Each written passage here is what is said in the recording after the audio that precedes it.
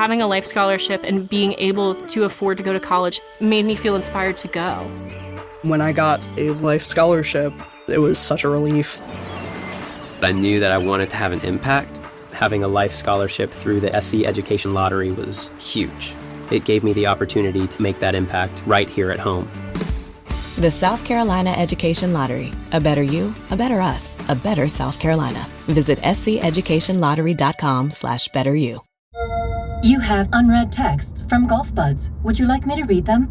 Yes. Okay. Johnny says, what are the nicotine pouches you had on the course? Walker says, 8 milligram on nicotine pouches. Billy says, I love the mint one. I like that one. Walker says, me too. By the way, you both stink at golf. LOLOL. Come on. Carry on nicotine pouches. Shop now at onnicotine.com/group text. Warning, this product contains nicotine. Nicotine is an addictive chemical. I am Dr. Teresa A. Smith, Dr. TAS. Welcome to this edition of Talk with TAS. Today, I have Carlos Walker with me. Now, I refer to him as the artist because he's a self-taught artist. He's an author. He's a speaker whose journey began in one of the darkest places imaginable, a federal prison. Now, after serving some years for drug-related charges, he reignited a gift that he had when he was a much younger person before he went behind the bars. And that gift, once he reignited, really changed the trajectory of his life and what his mission is now. And so I want him to share his mission and how he is making a difference in his community and how you might be able to help support his work. So, Carlos, again, welcome to Talk with TAS. Thank you for allowing me to be a part of it. All right. Well, Carlos, let us kind of go back to the beginning. When you were sentenced, what went through your mind and what stopped you from giving up completely? So, you said what went through my mind? Because they actually gave me 23 years. I didn't know what I was going to do. I've always believed in God, but at the time, it was a little hard. Everything that I had, everything that I possessed, monetary and drug-wise, I lost it in one day. So the day that I went in, I lost over $87,000 worth of drugs and money. And for 6 months, I cried like a baby. Look, almost every day. I couldn't make this up. My mama, she one day, like after 6 months, I called home and she told me, boy, if you don't stop crying, don't call back here. And I kind of had to suck it up. And I would say that I kind of heard God said the main thing that you actually own, you still possess. Excuse this horn. That's okay. And that was my life.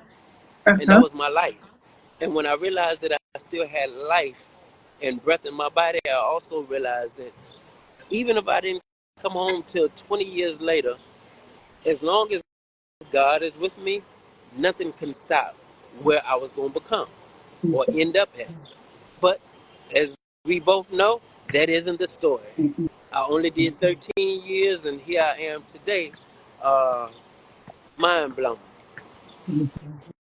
And you know, you did ask a question. You did ask me what God. And I said, you know, what stopped you from giving up? And I like the way you phrased that, Carlos, because what I was thinking, as you said, you were really giving 23 years, but you only served 13 years. And think about what God did, because he helped you to understand the thing that was most important. You still had it, which was your life. Now, being in a place that unfortunately is designed to, let me see if I really want to say this. Well, how do I want? Well, you were in a place that can be quite a struggle. I'll say it that way. What was that moment or that spark that started you on this rebuilding of your life? So, the moment that happened, my parents, they came to see me, and they were elderly. So when I got locked up, they was like 63 and I think like 66, 67. And what ended up happening was I took and My parents came to see me. I thought they was gonna die. Just looked sick, and I had to watch them get older as time moved forward. So I went back to the cell and I got on my knees and I asked God to give me something that'll help me make money where I never sell drugs again. And I told God, I said, if you do, I tell the world about you. And the next thing that happened, probably about 2 months later, I'm walking on the compound. So I had been studying Black history, so I am going to say that Black history was a major piece of my change when I got to understand that our people had went through too much for me to be where I'm at, but I Yes, sir. did need to be where I was at for my journey, not everybody Mhm. else's. Mhm. But if in my journey, or as Joseph said in the Bible, he said, he told his brothers, you meant it for evil, but God meant it for good. And he said that it may save many. So when anybody, not just mine was just prison. Some people out here go through their own prisons, but it's in their minds, it's going through relationship, it's going through sickness. And in my journey, I had to go endure because this is where my pressure was at. But as we know, pressure creates diamonds. As Mhm. we also know, prisons create pearls. Yes.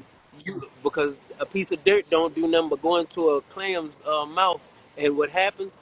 It becomes all that saliva or spit that is you see over top, or that you see as the pearl. That's the beauty of it. It's Mhm. your journey that transform you, and this is what happened.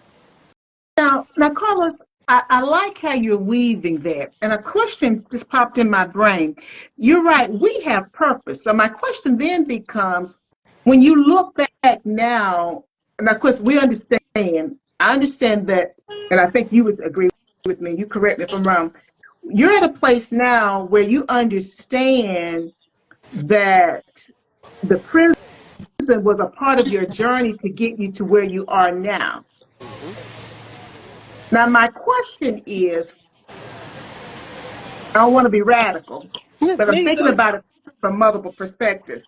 When we encounter these things that put us in the in the pit, because I'm going back to Joseph, so work with me.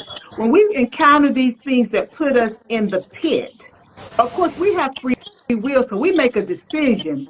But are we encountering these? And we know big picture. We're always encountering these things a part of God's plan. But for those who think they're putting us in the pit, is it their way of trying to ensure that we stay, for lack of a better word, in our place? Because it doesn't have to be a white person; it can be a black It could person be who's anybody. doing it.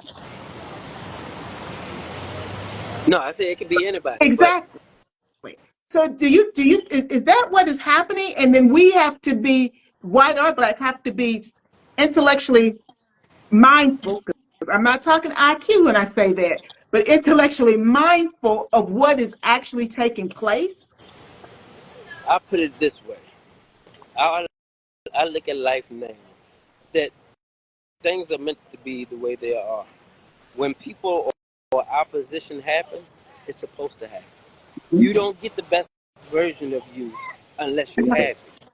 Without it. Uh, I heard my brother say recently. He said he feel for those who ain't never been through anything, because without contrast, you don't know how to appreciate. So, Ooh, me personally, I look at life this way. Think of a whole day. What does it? What two parts does a day consist of?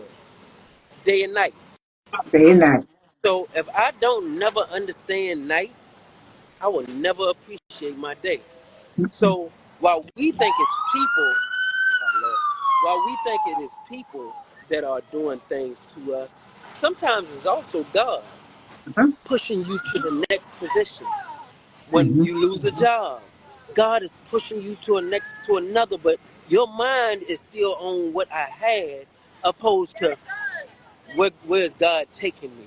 When with me, I was planning on quitting selling drugs before I went to prison.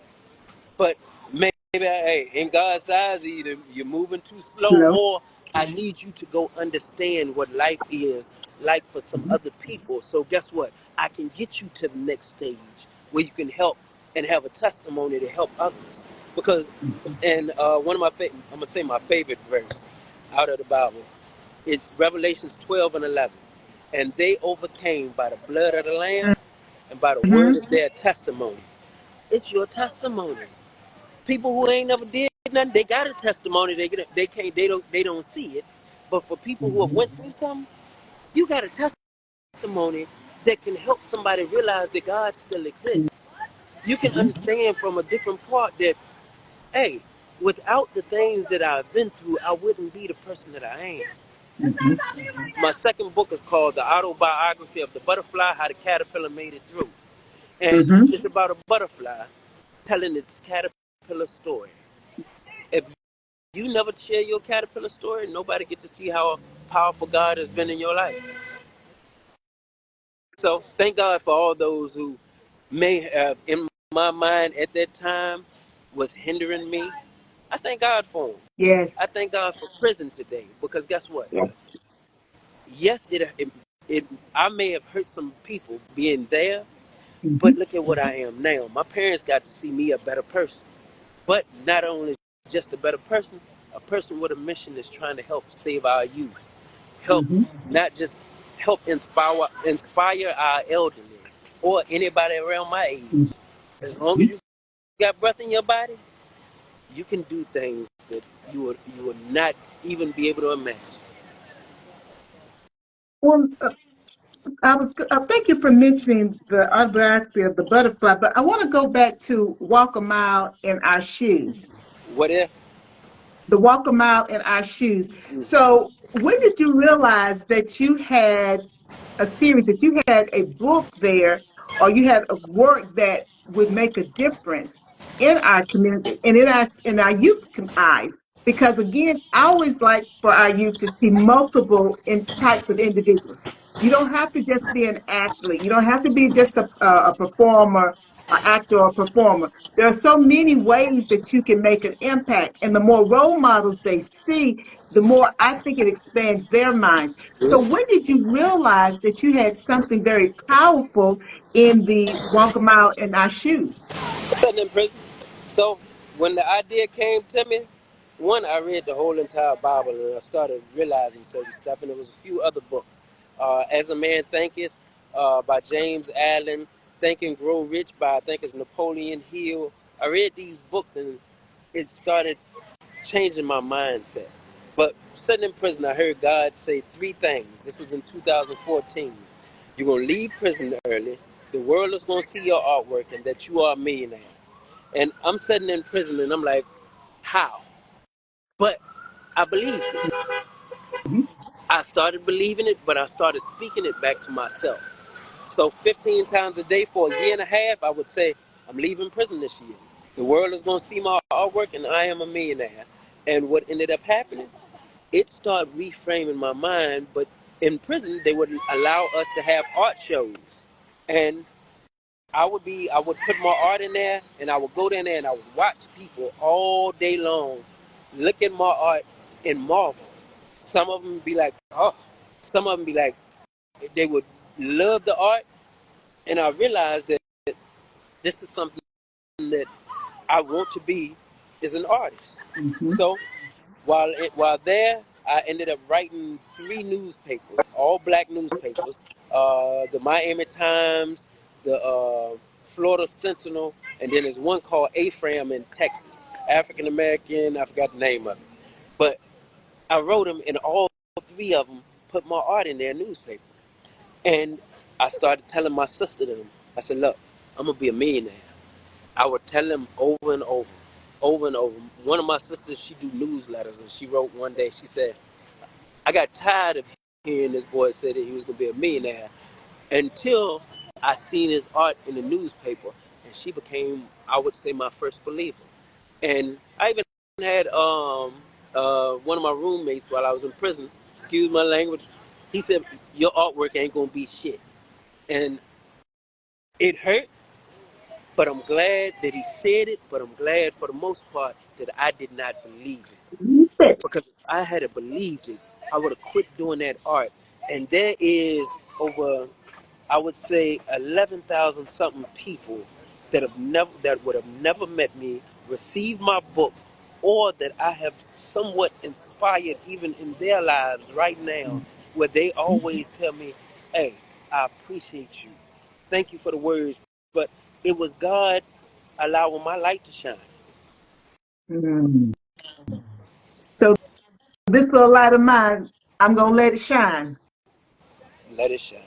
Let And it you got to shine. remember, it's a Bible verse that goes with that. It says, "And let your light so shine among men that they may see your good works and glorify God, God. which is in heaven." So my only influence is to do what I promised God, and that was to let the world know how I got where I'm at. Ooh. Well, I try not to do too many of these ugly cries these days because you see, it just touches me. And I love the fact because people need to hear this more often that, and it's about a mind shift when you can look back and be grateful of what someone did. So when you talk about your roommate in prison saying, "Oh, and that ain't gonna be nothing. Anybody gonna come look at this stuff." However you phrased it, you didn't take that in. You used that to continue to fuel you and motivate you. And now, when you look back on it now, that was a part of your journey to help you get to where you are this moment, and the 11,000 plus people who you've been able to help with your work. So to me, that's something that I want folks to take away. Don't always get upset with the people because No, you're right. It's that pressure that's pray for 'em. refining you that's making that pearl. Pray for them. Look, I understand more now when Jesus said, "Pray for those that despitefully use you." One, I also learned you can't drink poison and expect somebody else to die. No. You gonna die because that hate, all that stuff fuels you and it'll kill you from inside out. But what happens is when you learn to use it as fuel, when you learn to take these things and make it work for you, you're in forgive them and pray for them. What happens is that love that's inside you, it transitions. It really does. Now, there are probably some folks who are watching that they may feel that they've lost too much. They've already lost too much. They've made too many mistakes. What would you say to that person who feels that it's too late for them to make a change? I would tell them to study people. So the KFC guy, Colonel Sanders. He was in his 60s when he became a millionaire. Mhm. They said most people who become millionaires don't do it till they 50.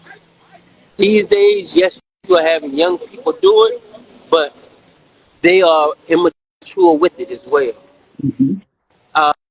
I would tell anybody, grow a plant and know this: you're never too late. When you're meant to bear fruit, you'll bear fruit in your season. My brother recently said he heard a pastor say this: it's 5 seasons in a year, or he says 5 seasons in your life.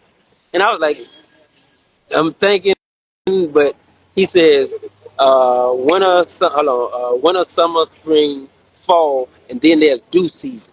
You are Mm. due to be fruitful and multiply. And when it said it, it wasn't just talking about babies Uh-huh. and young people. It was talking about your thoughts and your ideas. We are like trees. I Mhm. learned, and I learned this personally, that trees don't eat fruit. People do. So the tree don't eat the stuff that it produces. Mhm. People nourish from those trees. And what we are called to do is be fruitful and be able to help everybody else from the fruit that we bear. And your season is coming. So don't give up, because guess what? If you give up, you forfeit everything that God has for you. I refuse to give up because, hey, I heard some.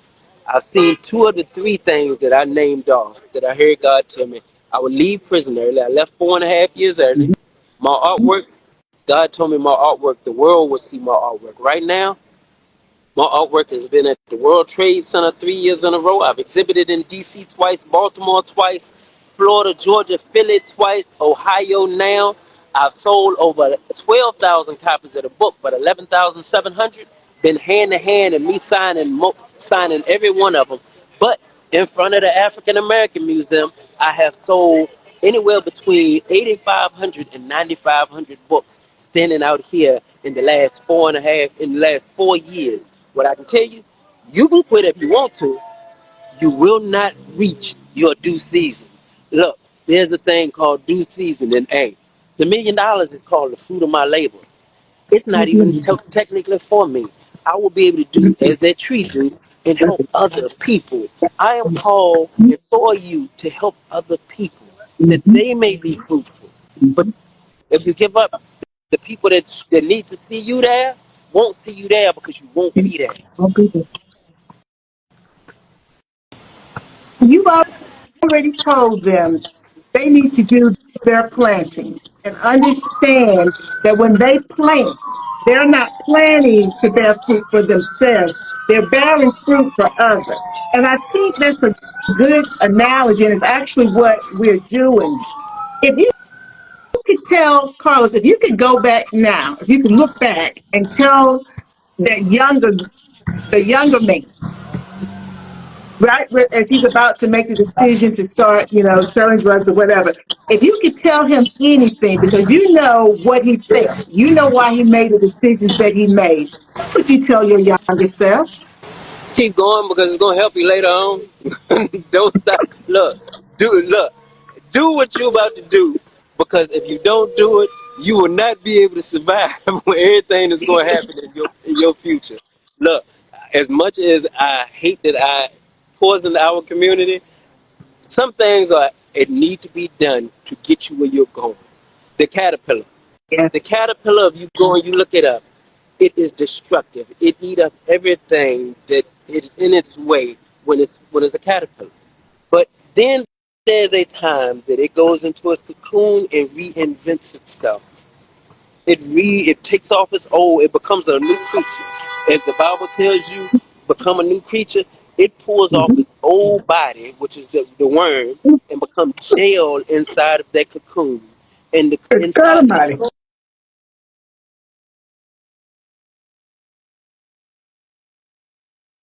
it cannot do anything. The only thing that it does in the cocoon is sit there. But it's transforming. Know that you are always transforming. Trust God, trust the process, and what I promise you, you'll come out with wings. But when you do, go back and tell everybody else how God did that for you. Because that is what everybody needs to know. I understand people only have anxiety because their spirit is weak. People are, when you learn to build and work from inside out, not outside in, most people are dealing with outside in. They're looking at the physical and saying, hey, things are messed up out here. And what your physical is telling your mind or your mental is that everything is messed up. And it's telling your emotions everything is messed up. But your spirit is too weak to understand, hold up. God told me I'm wonderfully and marvelously made. I am more than a conqueror. When you find out that He said, I will make your name great, and you dare to believe it, what happens is you start working from inside out, and your spirit start telling your emotions, calm down, we okay. We gonna make it through this. It tells your mental, look, God or my spirit just told me, look, calm down, this thing on, and then your outside change. I only learned to be free from where I was at in prison. I learned but to be free here. As a man thinketh in his heart, so is he. Learn to rework your mind, change your perspective. And what God will do is change your reality. Because, hey, there's two sides to every coin. Mm-hmm. You have a heads, you have a tails. We're going to call the heads positive, tails negative. And it's the one I focus on because I can't see both at the same time. I know that they're both there, but if I focus on positivity, my whole life changes to positive. This ain't nothing but a computer, and I get to put what I want to in it. But if I put choose to look at the negative, I only see negative. It's you have to rework your mind. And all I did, or all God did, was rework my mind because I learned to apply the principles that was in the Bible. Whatever you read, I mean, I would tell people read the Bible. Look, if you're a Muslim, read the Quran, read your book, learn what you believe. Now, me, I look, I'm a Christian. I learned what Jesus did, and I start working to be Christ-like. That's what it's like. That's what it's meant to be a Christian. And a lot of us don't live this thing out now. And look, I have things that I'm still working on, but Absolutely. strive to be and know that you are. People will say you're not perfect. You are for today, just for Mhm. today. For this moment, you're the best version of you that you have ever been. And tomorrow, you can be better. Yeah. In the next moment, you can be better. But for the moment, you are the best version of Person. you. To me, I think you're perfect. Yeah. It doesn't matter about the flaws and what we think. Look at what God sees. God sees the butterfly. He understands the caterpillar, and that the Mhm. caterpillar is what has to come. So then everybody else can see. Well, you had me teared up over here, Carlos, because I love my butterfly. I have butterfly jewelry because my whole platform is about transformation. And you had me when you started walking through the stages of the butterfly, and that parallel to what we encounter as human beings. You're gonna have to come back, Carlos. I'm just gonna tell you right now. You're gonna have to come back, You and we're got me. gonna have to pick a topic, and we're gonna roll with that one topic. You got me. Okay, okay. Carlos, please tell the audience how they can stay in contact with you, how they can get your artwork and your book. Look, follow me on Walker's underscore gallery too. This is my main page. This is where I post that. I do pretty much everything on. You can actually, it's a link up in my bio for Linktree. You can purchase both of my books on there. They're $25. I sign them, I ship them. And what else? What was the other one? Well, Oh, you told, artwork. yeah, And your artwork. artwork. So if you want to purchase art, DM me. You can call Okay. me. I think my number is on there too. Call me. I love to talk to people. And I have a lot of artwork. Now, I don't sell the artwork that's in What If, but what I do, if you like a piece that's in there, I'll create you one personally for you because that is what I do. I only make one of ones. I watch God. God only make one of one. Even twins are one of one. They just look alike. Oh, that's a whole another story. Ooh, Jesus. Mm-hmm. Mm-hmm. That did something to me too. Yeah, he only made one. So that He should only let made us know one. that we got purpose and value. Look, he broke the mold. One of my friends, he always said, it took six out of 1 billion sperm cells. You made it. Made it. Yeah. You made it. You are here for a reason. Yes. Don't waste this and don't get upset at the experience. Mhm. I don't care. Look, most people have never had a whole bad day. You had a bad moment. Don't allow one moment to mess up your whole day. And look, remember, people are supposed to leave here. We're not here forever. Both Yeah. of my parents passed since I've been home. I was here. But I Yes. will tell you, nurture your relationships. If you do got parents and they still here, look, don't take them for granted because they will leave. And if you got children and they leave before you, understand that God blessed you with them. Mhm. Learn and understand that they are here for a reason, and you can help somebody else with your testimony. Mhm. Use Mhm. your story. Your story is the most powerful thing that you have. You are the main character of this story. Use it. Look, the good, the bad, the ugly, the beautiful, use it because it's all one day. It's all beautiful. Mhm. It consists of it, and you need the darkness to even understand the good times. So love it. Well, Carlos, I think that's a good message to wrap up the end of anyone's week, because weeks don't have to be days. Anyone's experience. That's the message to take. Make that moment, that day, the best it could possibly be, because tomorrow is not promised. So nurture the relationships and nurture a relationship with yourself too. Because sometimes we'll nurture it with everybody else, but we forget that we got to nurture the relationship with ourselves first. So You can't again, love thank nobody you. till you learn to love you. That's it. You cannot, Carlos, and you just laid the foundation for my sign out. So, Carlos, again, thank you so much for being with me. I know I'm going to have you back. And to everybody that joined us, thank you also for being with us. And as you guys know, my sign off is before you go trying to take care of someone else, please make sure you take care of yourself first, because you can't do it if you're not taking care of you. Until next time, bye now. Thank you, Thank you, Cyrus. Carlos. Thank you too. Bye bye. Having a life scholarship and being able to afford to go to college made me feel inspired to go. When I got a life scholarship, it was such a relief. I knew that I wanted to have an impact. Having a life scholarship through the SC Education Lottery was huge. It gave me the opportunity to make that impact right here at home. The South Carolina Education Lottery. A better you, a better us, a better South Carolina. Visit sceducationlottery.com/betteryou.